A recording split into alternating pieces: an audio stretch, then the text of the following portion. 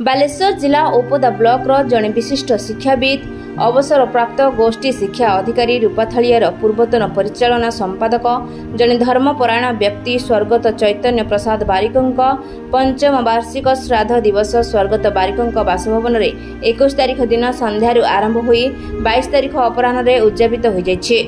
स्वर्गत बारिक थिले जड़े ओपदा अंचल मानगण्य व्यक्ति विशेष।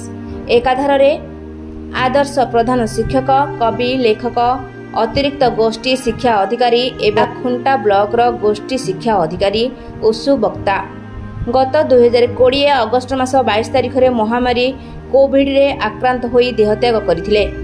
21 तारिख में अधिवास होई अखंड नामयज्ञ नाम संकीर्तन होइथिला। सांबादिक तथा रूपाथालियार संपादक राज्य पुरस्कार प्राप्त प्रधान शिक्षक स्वर्गत बारिकों बड़ भाई निरंजन प्रसाद बारिकों सभापतित्व में 22 तारिख पूर्वाह्न एक श्रद्धांजलि सभार आयोजन करा। एथिरे ओपदार सौर खुंटा अंचल बहु ज्ञानी गुणी व्यक्ति जोगदे श्रद्धासुमन बाढ़ी। स्वर्गत बारिकों एकमात्र पुत्र वीरकिशोर बारिक समाजसेवी तथा सांबादिक धन्यवाद अर्पण करथिले।